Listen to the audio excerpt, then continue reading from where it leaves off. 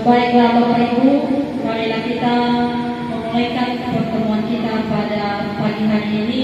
Dan sebelumnya terima salam saya Yahoo yang saya hormati Ibu Kepala Sekolah, yang saya hormati Bapak dan Ibu guru, dan teristimewa kepada Ibu yang mempresentasikan tentang budaya positif pada saat ini. Puji dan syukur kita panjatkan kepada Tuhan yang Maha Kuasa atas kasih dan penyertaannya kepada kita, sehingga pada kesempatan yang berbahagia ini kita boleh berkumpul untuk mengikuti apa yang akan disampaikan oleh Ibu narasumber nanti.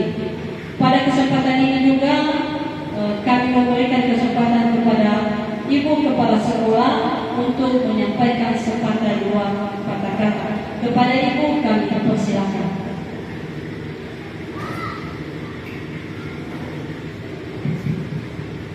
Baik, terima kasih kesempatan yang telah diberikan kepada kami. Yang kami hormati Bapak Ibu yang sudah hadir di ruangan ini, dan teristimewa kepada Ibu yang akan melaksanakan presentasi pada saat ini. Kita selaku umat Kristiani, kita wajib bersyukur dan berterima kasih atas kasih karunia kepada kita, sehingga saat ini kita dapat melaksanakan dan mengikuti tentang presentasi budaya positif, di mana Bapak Ibu, untuk budaya positif ini tentu sangat penting bagi kita untuk kita laksanakan dalam kegiatan kita, dalam melaksanakan proses belajar mengajar di kelas kita masing-masing. Walaupun selama ini kita melaksanakan tugas untuk mengajar, mendidik anak-anak kita, namun kita percaya bahwa mungkin masih banyak yang belum kita tahu, dan mungkin masih banyak kelemahan-kelemahan kita. Untuk itu kepada Bapak Ibu, tentu atas waktu kesempatan yang telah direncanakan oleh Ibu yang mau membagi ilmu tentang budaya positif ini, tentu itu merupakan hal yang istimewa buat kita semua, di mana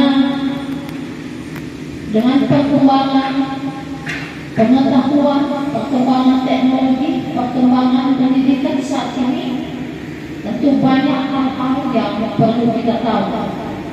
Untuk itu kepada Bapak Ibu semuanya, dalam melaksanakan presentasi ini, mari kita ikuti dengan baik, mari kita simak, mari kita sungguh-sungguh, karena ini merupakan juga hal yang membuat kita lebih maju dalam melaksanakan tugas yang telah diberi kita tanggung jawab oleh pemerintah, sehingga dalam pelaksanaan ini mudah-mudahan menjadi bekal kita dalam meningkatkan kemampuan kita selaku tenaga pendidik, tenaga pengajar di sekolah kita, sehingga anak-anak yang kita ajari menjadi lebih baik dan menjadi mereka juga bisa berkarakter sesuai dengan yang kita kenal pada saat ini, yaitu tentang profil Pancasila. Untuk itu Bapak Ibu, semuanya. Artinya mari kita sambut dengan baik kesempatan ini sehingga kita sama-sama mempunyai ilmu dan kita sama-sama bisa melaksanakannya, menerapkannya setiap saat dan setiap hari kepada anak didik kita masing-masing. Pada kesempatan ini juga tentu kami mengharapkan kepada Ibu sebagai narasumber agar apa yang kita laksanakan pada saat ini betul-betul menjadi satu tekad untuk kita sama-sama bisa meningkatkan bagaimana hal yang terbaik dalam melaksanakan tugas sebagai pendidik, sebagai pengajar di sekolah ini. Untuk itu, kepada kita semua, marilah kita ikuti dan apa nanti yang disampaikan oleh narasumber mudah-mudahan menjadi kekuatan kita dalam melaksanakan tugas kita di masa-masa yang akan datang. Demikian yang bisa kami sampaikan, dan kepada kita semua kami sapa kita shalom. Shalom.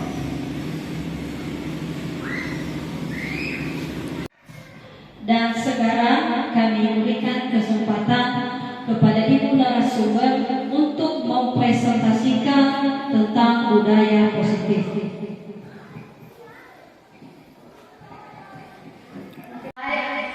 Baik, terima kasih kesempatan yang telah diberikan kepada saya. Dan sebelumnya yang kami hormati Ibu Kepala Sekolah, Bapak dan Ibu Guru, dan juga staf, puji dan syukur kita panjatkan kepada Tuhan Yang Maha Kuasa atas kasih dan penyertaannya kepada kita, sehingga pada pagi hari ini kita telah berkumpul. Dan juga saya berterima kasih kepada Ibu Kepala Sekolah dan Bapak Ibu Guru yang telah meluangkan waktunya untuk bisa bersama-sama mengikuti yaitu pembahasan tentang budaya positif. Baik Bapak Ibu, saya CGP Angkatan 11, di mana selama ini kami telah mengikuti yaitu mengenai materi pada modul 1.4 tentang budaya positif. Oleh karena itu Bapak Ibu, saya akan mengimbaskan kepada Bapak Ibu supaya budaya positif ini nanti kita bisa menerapkan di sekolah kita. Kami mulaikan pembahasan kita pada siang hari ini, yaitu mengenai budaya positif. Nah, sebelum kita masuk pada materi yaitu budaya positif, maka saya akan memberikan pertanyaan pemantik kepada Bapak Ibu. Dalam hal ini, apakah pertanyaan nanti apakah setuju atau tidak setuju? Nah, seperti yang saya tampilkan di sini, yaitu ada pertanyaan pemantik. 1. Kita ketahui dulu, hukuman dapat mendisiplinkan anak. Apakah Bapak Ibu setuju atau tidak dengan pernyataan seperti itu? Tidak setuju. Tidak setuju. Baik, nomor 2. Pemberian hukuman dengan hal positif seperti membaca. Apakah setuju Bapak Ibu? Setuju. Setuju. Nomor 3. Memberi penghargaan dapat meningkatkan motivasi pembelajaran. Setuju. Ya. Baik. Nah, sebelum kita masuk pada apa yang dimaksud dengan budaya positif, maka saya akan membagikan di selembar kertas, yaitu mengenai kesepakatan kita pada pelaksanaan pembahasan mengenai budaya positif pada siang hari ini.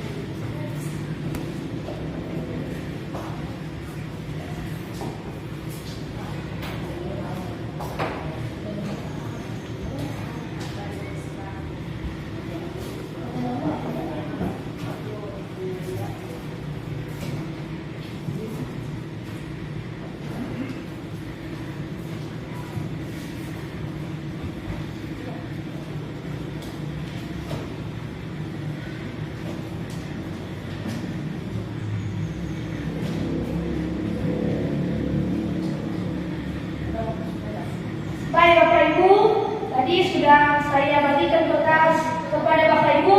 Kita tulis kesepakatan kita. Nah, misalnya kita melaksanakan pembebasan ini, yaitu sesuai dengan yang telah kita sepakati.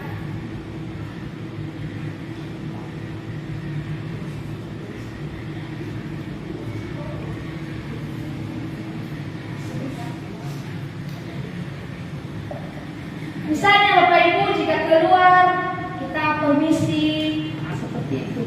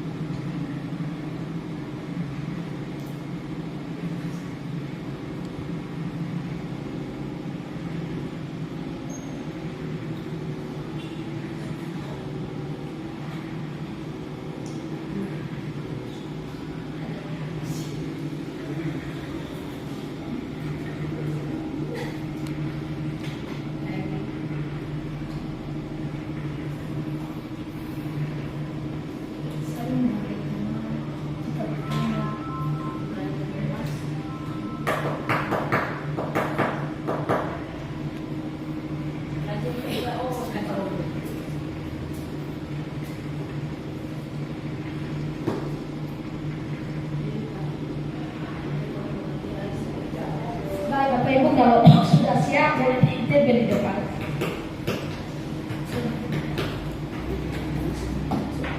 Satu, dua pun bisa. Tulis kesepakatan kelas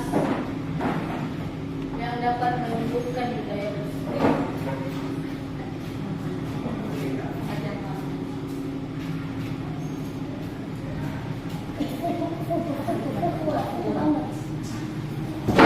Ini pun orang sekolah, orang sekolah.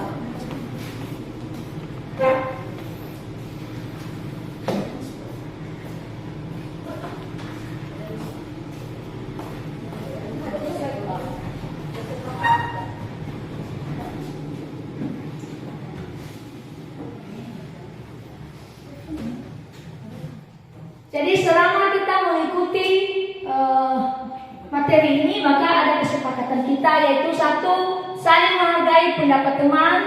Kedua, saat keluar mohon izin sebelumnya. Dan tiga, tidak mengejek teman jika salah menyampaikan pertanyaan. Dan Ibu, nah sekarang kita masuk pada materi, yaitu seorang guru yang baik harus memiliki kemampuan dalam mewujudkan budaya positif di sekolah. Budaya positif tersebut dapat dijadikan untuk menerapkan konsep-konsep seperti berikut, yaitu disiplin positif, kedua motivasi perilaku manusia, dan ketiga keyakinan sekolah di kelas, dan empat kebutuhan dasar manusia, kelima yaitu posisi kontrol restitusi, dan keenam segitiga restitusi. Nah, dari keenam ini, maka kita akan membahas satu persatu, yaitu mengenai disiplin positif. Baik, kita ketahui bersama apa yang dimaksud dengan disiplin positif. Nah, ini Bapak Ibu kita harus tahu dulu apa maksudnya daripada disiplin positif. Nah, disiplin positif ini merupakan suatu cara penerapan disiplin yang mengajarkan anak bertanggung jawab dan menumbuhkan kesadaran diri berdasarkan nilai-nilai kebajikan. Jadi dalam hal ini kita sebagai guru harus menerapkan disiplin kepada anak. Ya. Nah, dari sini maka disiplin itu lebih ke arah diri, yaitu dapat mengontrol diri dalam melakukan segala tindakan. Kedua, disiplin ini juga dapat membuat murid memahami dan menyadari berdasarkan motivasi internal, bukan akibat paksaan, pujian atau hukuman. Seperti yang kita pelajari seperti kurikulum sekarang ini, ya, kita ada 6 karakter, yaitu di dalam profil pelajar Pancasila. Nah, apa saja profil Pancasila itu? Yaitu beriman, bertakwa kepada Tuhan Yang Maha Esa, dan berakhlak mulia. Bagaimana kita menerapkan ini kepada anak-anak? Seperti apa yang kita perbuat selama ini, yaitu berdoa sebelum memulaikan pelajaran. Kedua, mandiri. Bagaimana memberikan ya supaya anak-anak itu bisa mandiri, yaitu bertanggung jawab dengan apa yang dia kerjakan. Kedua, berkebinekaan global dan juga bergotong royong, kreatif, dan keenam yaitu bernalar kritis. Dari keenam profil Pancasila ini timbullah hal untuk membentuk suatu karakter anak. Nah, selanjutnya apa motivasi perilaku manusia? Nah, seperti ini.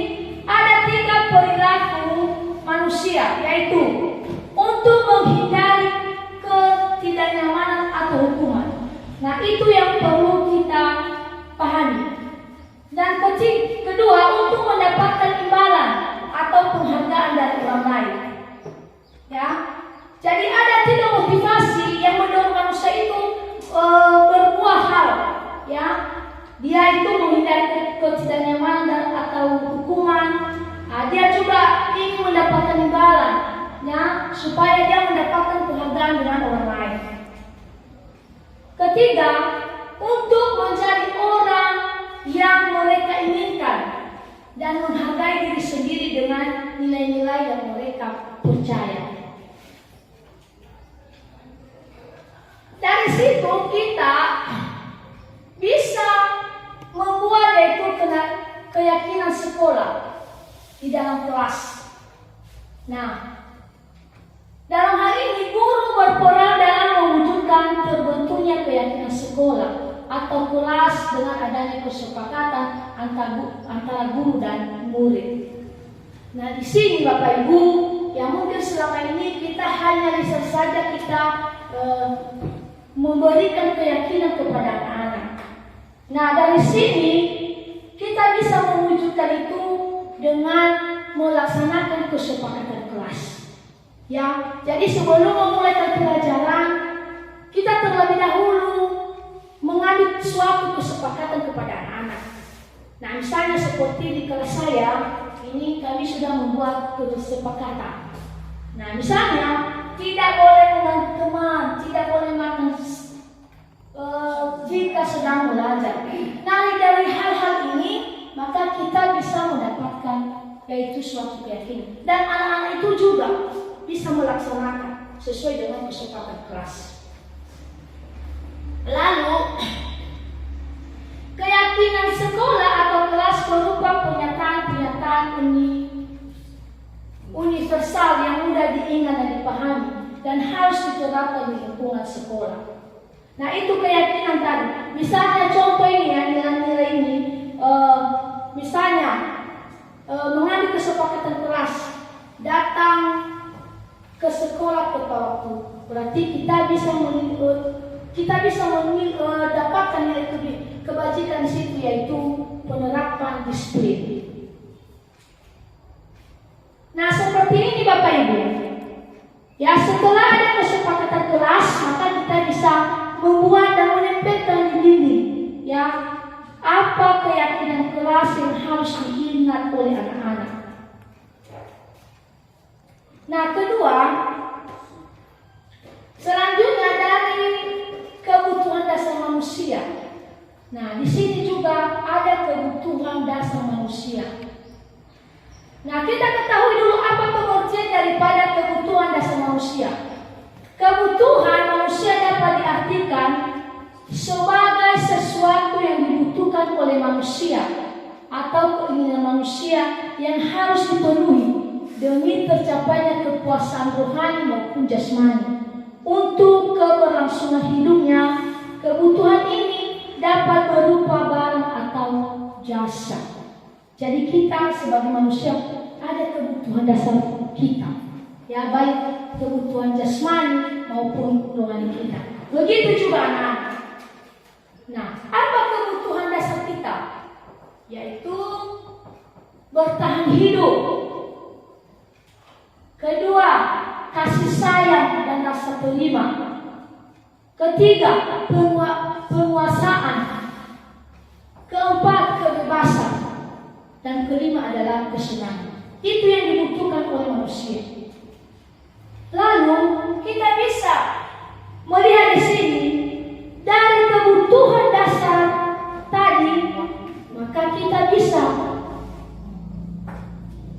mengetahui apa yang menjadi salah satu dari, misalnya nomor 2, kasih sayang dan rasa terima. Nah, kita lihat dari kasus. Ini kasus. Ibu Ani, guru wajib kelas 4, sedang bingung menghadapi ulas salah satu murid di kelasnya, yaitu Tommy. Beberapa anak telah mengeluh Tommy yang seringkali meminta bekal makan siang mereka dengan paksa. Jika anak menghadapi situasi seperti ini, Ibu Ani, apa yang akan dilakukan? Nah, menurut Bapak Ibu, kira-kira apa alasan Doni melakukan hal itu? Pasti dia ada kebutuhan dasarnya. Dia melakukan segala hal itu pasti ada alasannya. Nah, kita lihat. Apa alasan Doni melakukan hal demikian? Karena dia lapar dan orang tuanya tidak membawanya bekal makan siang. Maka kebutuhan dasar yang sedang berusaha dipenuhi oleh Tommy adalah kebutuhan bertahan hidup. Nah, itu alasannya. Jadi inilah contoh kasus yang menandakan bahwa dia butuh makanan. Berarti dia membutuhkan kebutuhan dasarnya adalah bertahan hidup. Lalu alasan kedua, karena dia merasa senang temannya jadi memperhatikan dia. Ketika temannya melaporkan tindakannya itu pada gurunya dan gurunya memberitahukan orang tuanya, sehingga orang tuanya jadi memperhatikan dia, maka kebutuhan dasar yang sedang dipenuhi Tommy adalah kebutuhan akan kasih sayang dan rasa diterima. Lalu ada alasan temannya jadi takut dengan dia dan menurut keinginannya. Maka sebetulnya Tommy sedang berusaha, yaitu memenuhi kebutuhan dasarnya, yaitu kekuasaannya. Nah, itu contoh dari kekuasaan. Keempat, karena dia merasa bosan dengan bekal makanan yang dibawakan ibunya dari rumah, karena ibunya selalu membawakan bekal yang sama. Karena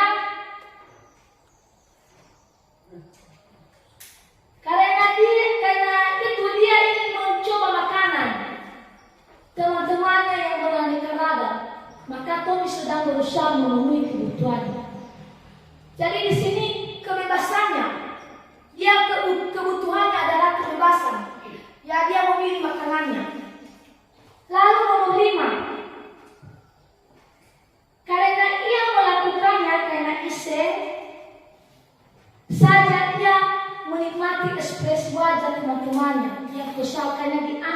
teman-temannya, dan menurut dia ekspresi teman-temannya itu lucu, maka berarti Tommy sedang berusaha memenuhi kebutuhan, yaitu akan kesenangan. Jadi inilah contoh-contoh daripada kebutuhan dasar yang dilakukan oleh Tommy.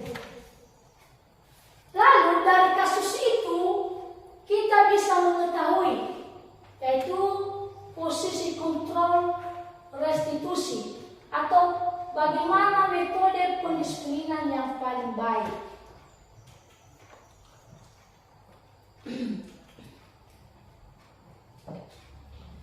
Lima posisi kontrol restitusi, yaitu guru sebagai penghukum, 2.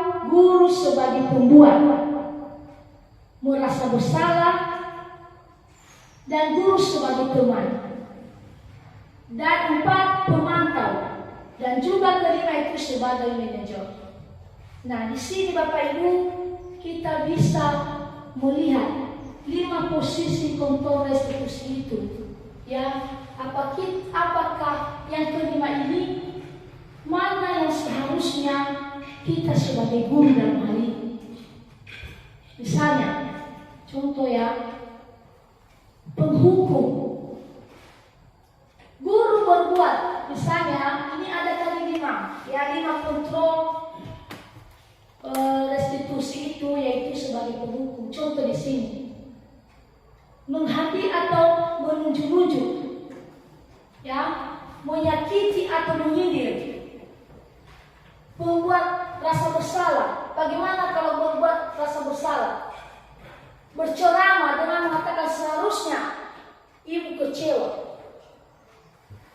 Nah, guru juga sebagai teman, yaitu membuat alasan-alasan untuk muridnya. Kelima sebagai pemantau. Nah, keenam sebagai manajer. Nah, dari kelima ini mana yang terbaik yang kita lakukan? Nah, ini dari contoh-contohnya. Misalnya sebagai penghukum, kalau misalnya guru selalu menunjuk-nunjuk kamu, nah begitu. Jadi bagaimana hasilnya sama anak? Yaitu dia selalu memberontak dan selalu menyalahkan orang lain. Nah, kalau misalnya juga membuat rasa bersalah, nah kata guru, kamu seharusnya, kamu sudah tahu, ibu lelah sekali mengatakan, ibu stres. Nah, bagaimana hasilnya? Yaitu bisa-bisa anak itu menyembunyikan, ya, atau berbohong dengan apa yang kita tanyakan kepada dia. Nah, teman, begitu juga teman, ya, lakukan demi ibu. Masa kamu tidak mau? Ingat, tidak ibu pernah bantu. Nah, di sini ada sebagai pemantau, menyesuaikan diri bila diawasi, ya. Dan kelima ini adalah sebagai manajer. Jadi kalau kita lihat yang sesuai dengan sebagai guru kita menggunakan yaitu kontrol manajer di sini, karena lebih tepat untuk anak-anak. Lalu ada dampak, ya, ada dampak yang didapat oleh anak, yaitu kalau kita melakukan guru itu sebagai guru, maka anak-anak itu bisa mengulangi kesalahannya. Kedua, membuat rasa bersalah, yaitu merasa rendah diri. Itu anak-anak. Berarti dapat dari anak-anak ini. Nah, teman, lemah tidak mandiri. Jadi anak ini bergantung. Ini ada nanti bapak ibu yang bantu saya. Sebagai pemantau, yaitu menitik beratkan pada sanksi atau hadiah untuk dirinya. Dan sebagai manajer ini juga dampak kepada anak, yaitu mengevaluasi diri bagaimana cara memperbaiki dirinya. Nah, posisi kontrol restitusi di antara yang kelima ini, sebaiknya seorang guru itu menggunakan posisi kontrol yaitu sebagai manajer. Kenapa? Karena ini ada dampak yang baik kepada anak-anak.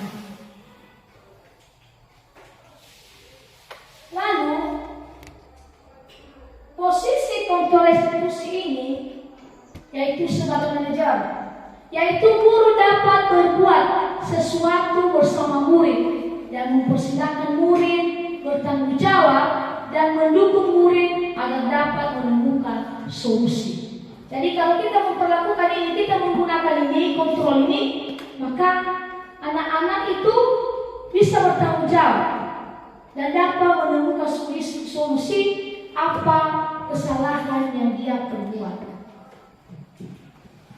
Lalu, posisi kontrol restitusi ini selain posisi manajer mengacu pada restitusi yang dapat menjadikan murid sebagai manajer bagi dirinya sendiri, sehingga dapat tercipta identitas positif pada diri si anak.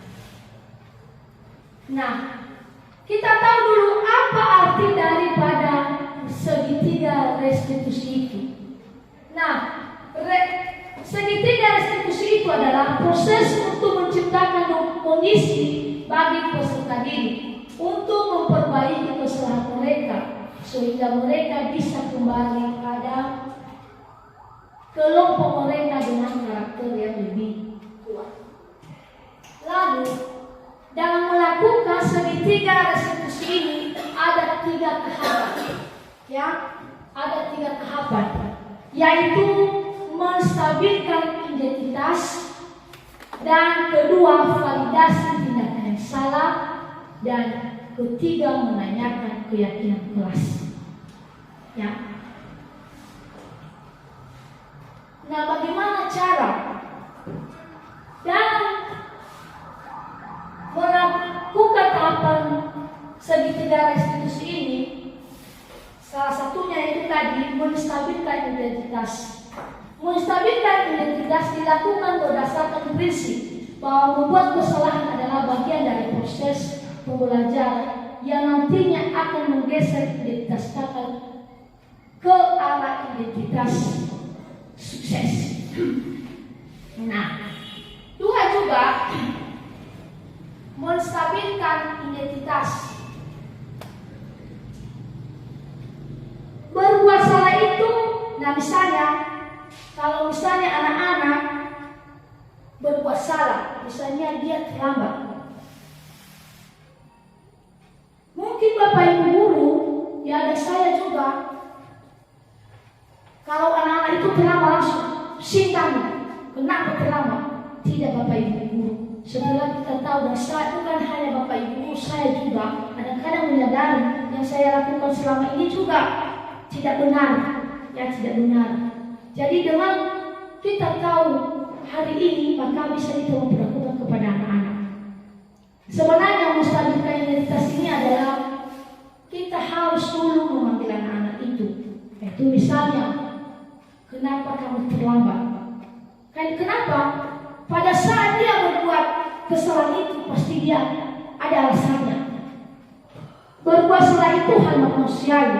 Jadi kita menyadarkan dia dulu, menyadarkan diri bahwa bukan hanya dia yang pernah berbuat salah, tetapi semua manusia berbuat salah. Seperti yang kita lihat di atas. Berbuat salah itu hal manusiawi. Tidak ada manusia yang sempurna. Kita pasti bisa menyelesaikan permasalahan ini.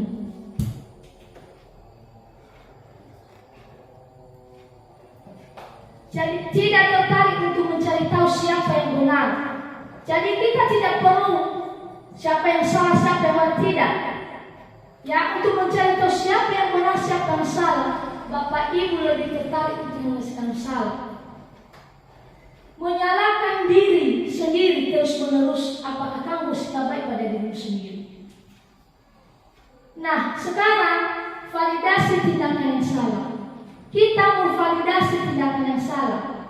Bagaimana caranya? Yaitu kita lakukan berdasarkan prinsip bahwa setiap perilaku berupaya memenuhi suatu kebutuhan tertentu, sehingga guru atau orang tua akan menggeser dari pemikiran stimulus respon menjadi proaktif, serta akan lebih mengenali dan mengakui kebutuhan murid dan anak.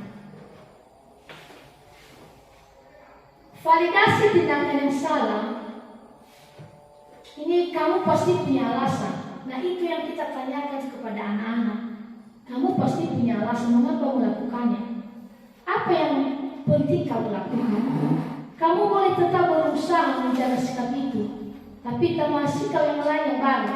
Apa kamu belajar cara yang lain untuk mendapatkan yang kamu butuhkan tanpa harus mengukur? Lalu tahapan ketiga yaitu menanyakan keyakinan. Menanyakan keyakinan dilakukan dengan memberi pertanyaan yang bermakna kepada anak untuk memunculkan motivasi secara intensif sehingga mampu mengaitkan keyakinan dengan tindakan yang salah. Nah, menanyakan keyakinan ini yaitu apa nilai yang kita percaya di sekolah kita. Nah, nilai apa yang kita sepakati. Nah, misalnya tadi contoh, kenapa kamu terlambat? Berapa kali kamu terlambat? Nah, berarti dia menjawab 3 kali. Kita harus menstabilkan imunitas. Berarti tahu kamu bahwa terlambat itu merupakan hal yang sudah kita sepakati. Pasti katanya dia Bu. Jadi apa keyakinan kelas yang kamu langgar? Pasti katanya disiplin. Nah, guna apa disiplin kita menanyakan? Jadi seperti ini, ya, kamu melakukan itu, kamu menjadi orang yang seperti apa? Lalu dengan hal ini anak-anak bisa menerapkan budaya positif di sekolah. Demikian presentasi saya pada pagi hari ini, dan sekarang saya akan mengembalikannya kepada Ibu pembawa acara. Pada Ibu disilakan. Baik, demikian hasil presentasi yang telah disampaikan oleh Ibu narasumber, dan sekarang kami berikan kesempatan kepada Bapak dan Ibu guru untuk memberikan pertanyaan atau tanggapan mengenai apa yang telah disampaikannya tadi. Kepada Bapak dan Ibu guru kami persilakan. Pertama, dari materi tadi kami sangat berterima kasih karena selama ini kami sering menghukum. Jadi dari pemaparan itu tadi bahwa menghukum itu tidak baik. Jadi dalam hal ini langkah apa saja yang harus kita lakukan kepada anak-anak supaya mereka itu tetap berubah dalam hal negatif tadi. Itu saja.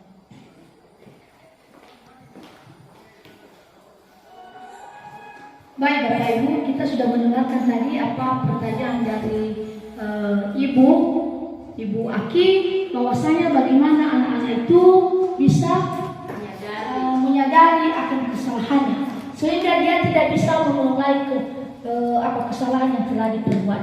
Jadi kalau ada tanggapan oleh Bapak Ibu boleh dipersilakan juga.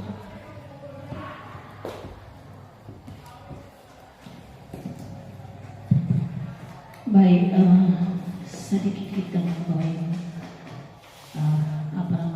berdasarkan pengalaman. Memang dalam menghadapi siswa yang mempunyai kasus-kasus, tentu salah satu yang sering dilakukan dan paling cepat kita bertindak adalah menghukum siswa. Yang sebenarnya menghukum siswa tidak sesuai dengan apa yang kita harapkan. Kenapa? Selain siswa itu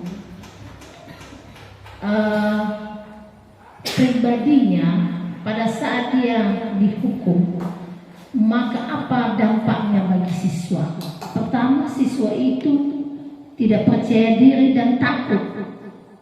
Tetapi takut itu bukan takut untuk mengikuti disiplin. Itu terganggu dengan jiwa anak-anak. Ya, apapun yang dia dia lakukan, dia tidak percaya diri lagi. Jiwanya sangat terganggu. Jadi tadi ada beberapa hal yang perlu kita tahu sesuai dengan apa yang sudah disampaikan oleh Ibu, bahwa di sana dalam menangani kasus-kasus untuk anak tentu kita butuh yang namanya tadi bagaimana cara yang lebih baik dalam menangani kasus-kasus setiap anak. Ada beberapa tadi yang sudah disampaikan oleh Ibu. Yang pertama dan yang lebih sering yang dirasakan oleh siswa itu harus ada pendekatan dulu dengan mereka. Ya, kita anggap dulu mereka itu sebagai anak kita sendiri dari rumah. Tentu mereka butuh ada yang namanya kasih sayang. Antara siswa dengan kita sebagai pengajar kepada siswa kita itu, tentu kalau ada kasih sayang kita kepada mereka, tentu juga mereka merasa senang. Dan apapun yang kita lakukan, ya, mungkin termasuk yang diharapkan juga siswa, apalagi kalau siswa kelas 1, mereka itu suka disayang. Tetapi jangan juga lupa kita, tupoksi kita Bapak Ibu, bahwa dalam menghadapi itu tentu ada juga trik-trik yang perlu kita perhatikan. Walaupun tadi ada beberapa hal bagaimana kita mengontrol siswa itu, dan sudah disampaikan tadi apa yang paling pas dalam menghadapi siswa kita yang mempunyai kasus, yaitu dengan kita bersikap sebagai manajer. Ya, kita bersikap sebagai manajer artinya punya kerjasama yang baik dengan siswa. Tentu dalam hal ini bukan berarti kalau kita jadi manajer bukan dalam arti kita hanya memerintahkan si anak. Ya, tidak hanya memerintahkan si anak. Jadi kita bekerja sama bagaimana solusi yang terbaik sehingga anak itu bisa menyadari dan bisa juga tahu, ya, apa yang sebenarnya yang terbaik yang harus dia lakukan. Jadi demikian dulu yang bisa kami sampaikan. Terima kasih. Baik Ibu, terima kasih tanggapan yang disampaikan oleh Ibu Kepala Sekolah dan juga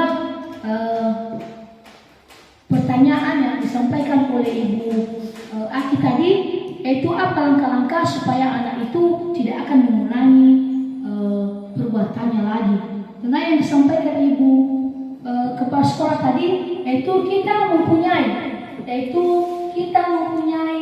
5 posisi kontrol, ya, yaitu kita sebagai guru itu harus sebagai manajer kepada anak. Baik, kalau ada lagi tanggapan yang lain, Ibu silakan.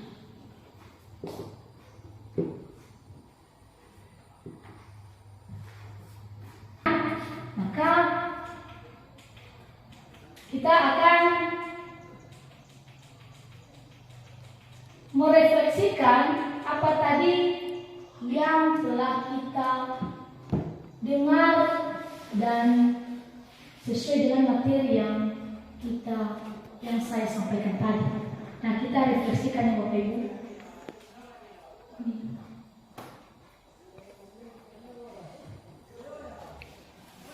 Jadi refleksinya di sini Bapak Ibu, ya, kami mempersiapkan nanti Bapak Ibu, yaitu satu hal baru apa yang mengubah paradigma saya yang saya dapatkan dalam sesi ini.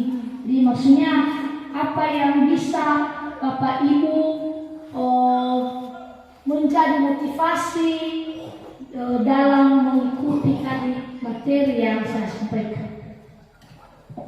Baik.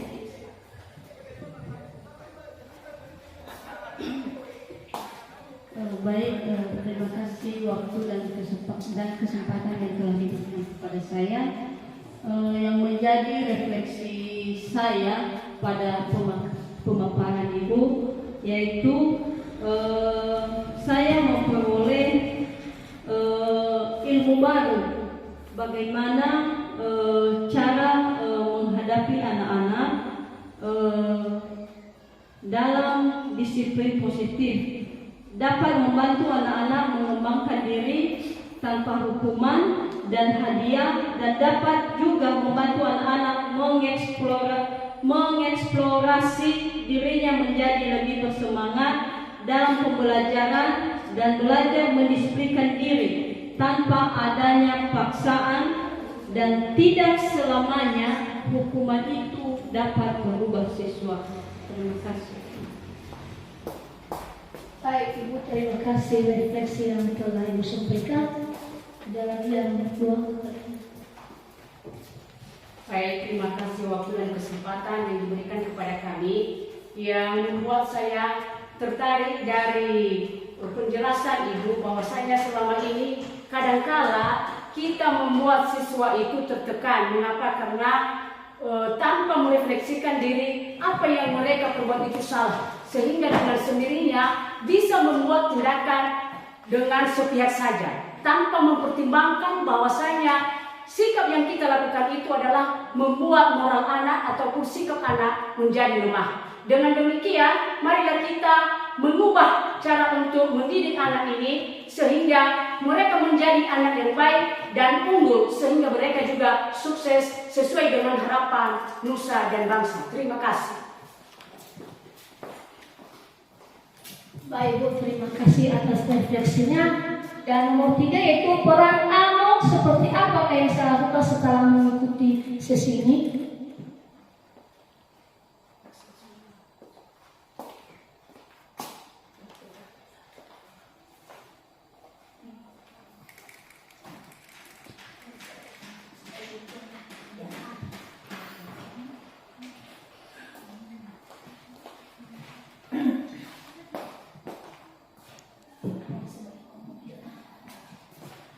Baik, terima kasih kesempatan yang telah diberikan kepada saya.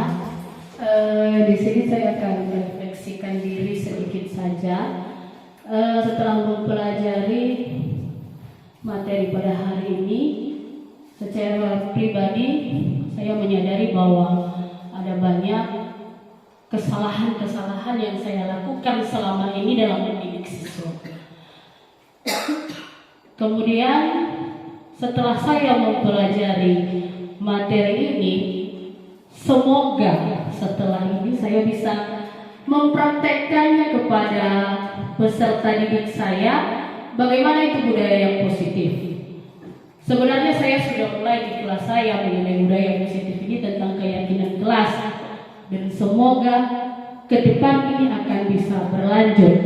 Apalagi dengan saya sudah mendengarkan pemaparan tadi dari Ibu. Sekian dan terima kasih dari saya. Ya Allah.